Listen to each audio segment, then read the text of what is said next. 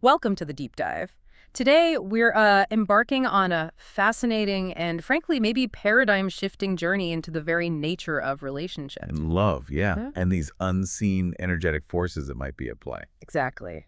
We've got some really thought-provoking source material, excerpts from a book, Open Your Heart, A Swiss Perspective by Andre and Amy Coben, and also a transcript from their YouTube channel, OpenHeart. Hmm. Our mission today, just to be clear, isn't about endorsing or, refuting these ideas. Yeah, absolutely. But just to impartially explore this unique framework, how energy is believed to move in relationships. Right. And what that means for connection, intimacy, even how we structure our lives, potentially. You might think you've got a handle on how love works, but get ready. Yeah. Some of these insights might really reframe things. Well, what's really central in the source material is this idea that basically all relationship issues, Finding someone, breaking up, everything. yeah, finding a partner, deciding to end things, navigating conflicts, Yeah. it all traces back, they say, to understanding this core concept. How relationships are structured through energy. Exactly. It's presented as this concept, foundational. Everything builds on it. Okay, so foundational. Where do we start? What's the absolute base of this framework? Well, we have to start with its, let's say, audacious foundational premise. The sources claim that in our world, God is male, Okay. and specifically a giver of love in creation. They cite examples like God the Father in Christianity, Allah in Islam. So this isn't just like a side theological point. It sets the pattern. It seems to set the precedent for all energetic flow in their model, yes. Okay, let's really unpack that. So the core idea is, just like God gives himself in creation, a man, when he loves his woman, gives his entire self. To make her happy, yes. That's how Okay. they frame it.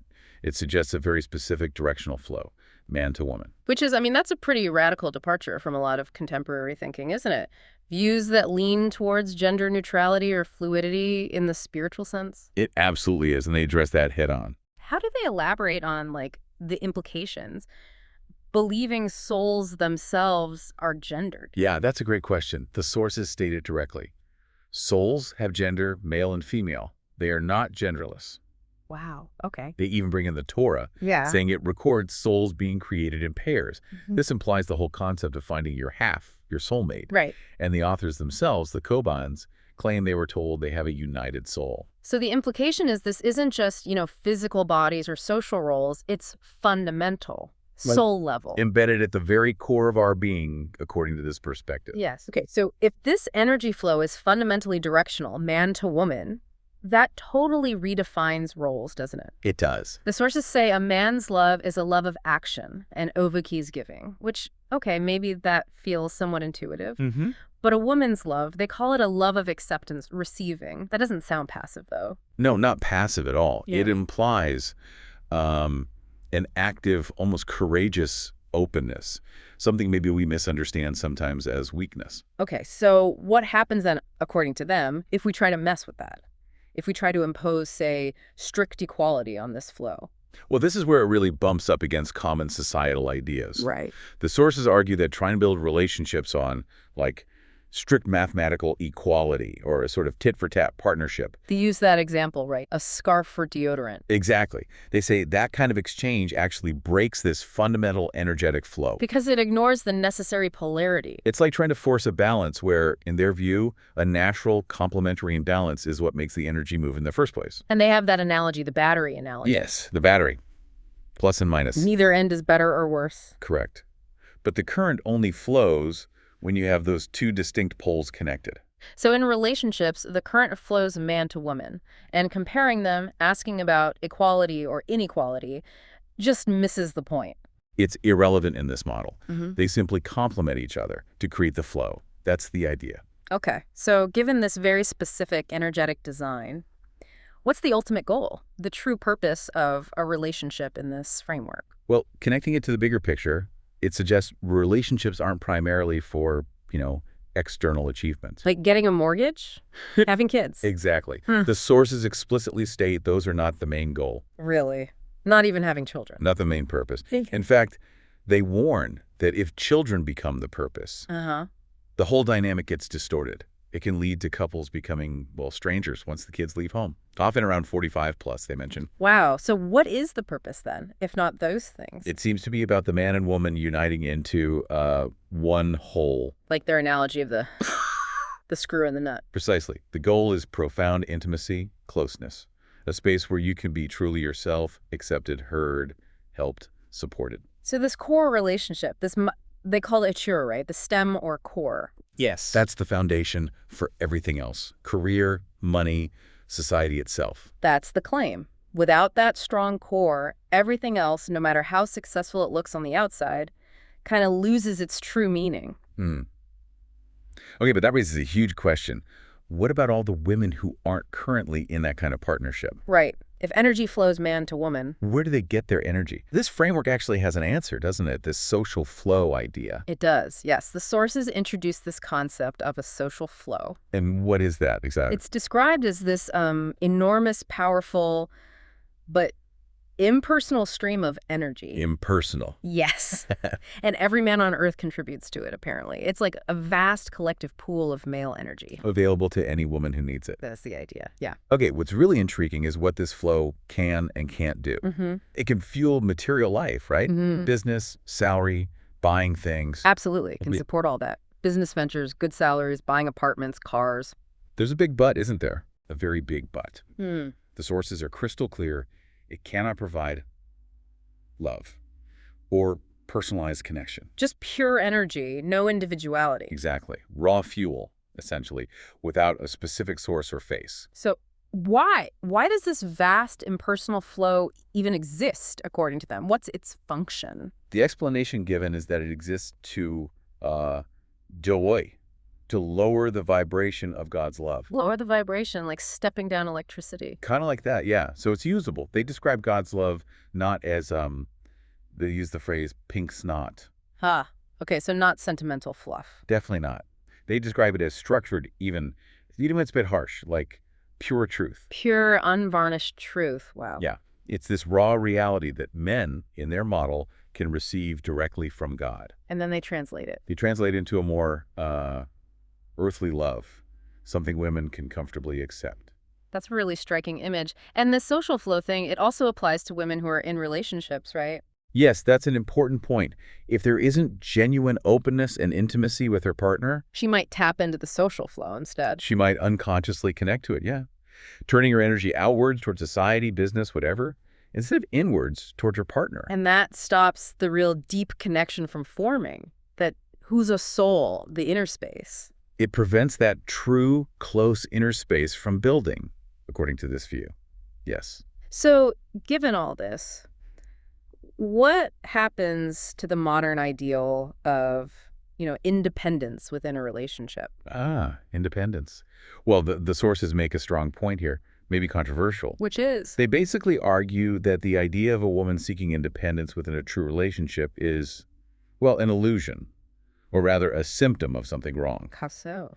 They suggest it implies a refusal to actually accept love and intimacy from her partner, a closing off. So if that's the dynamic, it's not really a true union? It becomes more like, their phrase is, mutually beneficial business projects. Between two strangers, essentially. Yeah, not a genuine energetic union. Wow. That's a really powerful challenge to how many of us think about partnership.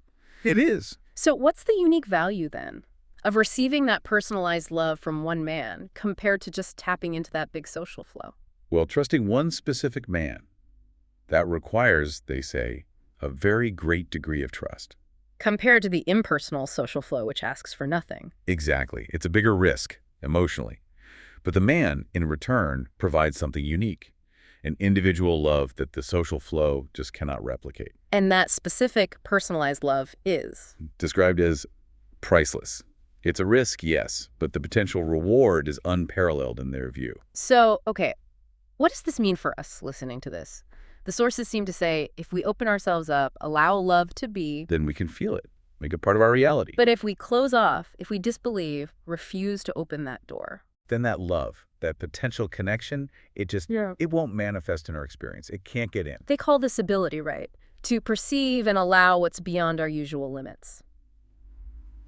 Magic. Yes, Yeah. magic. the capacity to experience something profound that maybe logic alone can't grasp. And if someone wanted to start experiencing this magic, not just intellectually get it, but feel it, what's the first step, according to this framework? It really seems to boil down to an inner shift, a change in perspective. How so? The sources suggest that many people, and they mention women specifically here, often don't truly believe in love in this deep, energetic way. So they close the door before anything can even happen. Effectively, yes. Yeah. They close the door to it. So that first step is just that willingness to consider opening it, to allow for the possibility. That sounds like, well, a redefinition of female courage, doesn't it? It does. It's not about being tough in the usual way. It's about, whew, female courage. The courage to choose and fully accept her man, even if it feels vulnerable or counterintuitive. Exactly. To accept the giving. And this leads to another really provocative claim they make. Which is? They argue we don't actually choose our partners. Not in the way we think, like picking from a menu. We don't choose. Then how does it happen? They say it's more like the phrase used as Io. It just falls on your head. Like destiny or divine intervention. Through divine laws, they say, that we don't fully get. Our only real choice is whether to accept that love when it appears and nurture it. Or reject it. And in their words, kill it. Wow. Okay, that completely challenges the whole idea of dating, comparing options, selecting the best fit. It does. So how do the sources view those relationships that are based on that kind of conventional choosing? You know, making lists, getting friends' approval? They are highly critical of what they call calculated relationships. Yeah, where you choose based on external factors. Do my friends approve? Do they have the right job, the right family, the correct ears even? Correct ears. Okay. If the whole idea of choosing between person A or person B even comes up, they suggest that means a true, authentic connection isn't actually present with any of them. The very act of calculation negates the possibility of real love. The absence of calculation, they argue, is the sign of something real. Because when genuine love shows up, there's no question. This one or that one doesn't even compute. Exactly. It might not look like what you planned. It might even be seen as improper or condemned by society. But if it's there, it's just there. It's real. It's real. And they conclude that calculated relationships ultimately fail because the soul is silent. Whereas true relationships are always a kakawashore, a conversation of two souls. Not two minds comparing pros and cons. Two souls recognizing each other. That's the essence of their perspective. Wow. We've really taken a deep dive today into a very unique, very powerful perspective on relationships, love, energy flow. It's a lot to take in from the divine origins of giving and receiving, this idea of a social flow for all women. Right, and the kind of profound courage it takes to simply accept love rather than strive for independence in that sense. This framework really challenges us, doesn't it, to think differently about what partnership means. Yeah, and the true goals of our intimate connections. How open are we really to receiving what these sources describe as uniquely ours? It definitely invites us to consider a radically different foundation for love. So listening to this, what does it all mean for you? Maybe consider this. If these sources have a point, if true connection hinges on a courageous openness to acceptance rather than just striving for independence, how might shifting your perspective on that energetic flow, how might that transform things in your own life? Is there maybe some magic, as they call it, that you're holding yourself back from by keeping a door closed you didn't even realize was there? It's something to think about. We really hope this deep dive has given you some profound new insights to mull over, maybe sparked a different kind of conversation within yourself about what love is or could be. Thank you for joining us on the deep dive. Until next time, keep exploring.